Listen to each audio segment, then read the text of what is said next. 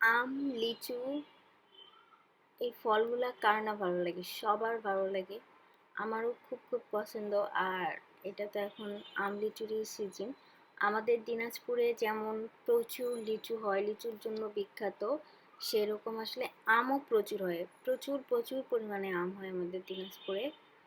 তো এই যে আমাদের বাসায় দিনাজপুর থেকে আমের ঝুড়ি চলে আসছে, সাথে কিছু লিচুও আছে, আমার অনেক পছন্দের লিচু, যেটা হচ্ছে বেদেনা লিচু।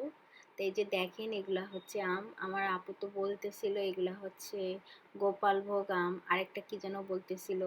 তো যাই হোক, আমি কিন্তু আম চিনি না, তা আপনারা বলেন যে এগুলো কি আম, যদি চিনতে পারেন তাহলে তো ভালো। আমার আন্টি হচ্ছে অনেক অনেক আম পাঠাইছে। আর আপনারা যদি দিনাজপুরে ঘুরতে যাইতে চান বা উত্তরবঙ্গে ঘুরতে যাইতে চান, আমি বলবো আম কাঁঠাল বা লিচু সিজনে ঘুরতে যাবেন, অনেক অনেক মজা লাগবে। গাছ থেকে আম পাড়ে খাওয়া, লিচু পাড়ে খাওয়া, এটার মজাই আলাদা। আর আমাদের দিনাজপুরের সবচেয়ে বিখ্যাত লিচু হচ্ছে বেদেনা লিচু।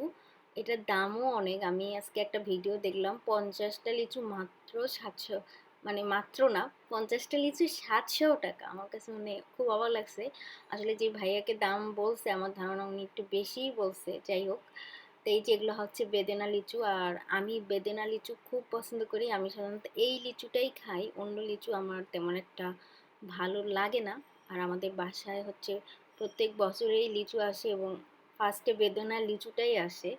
এইটা হচ্ছে প্রথম যে লিচু আসছে তা না, এর আগেও আসছে আমাদের নিজেদের গাছের বেদেনা লিচু। তো মানে আমার খুব পছন্দ এই লিচু। আর অবশ্যই অবশ্যই দিনাজপুরে এই সময়টা খুব গরম থাকে, তারপরেও লিচু সিজনে যাবেন, গাছ থেকে লিচু পাড়ে খাবেন, এটার মজাই আলাদা।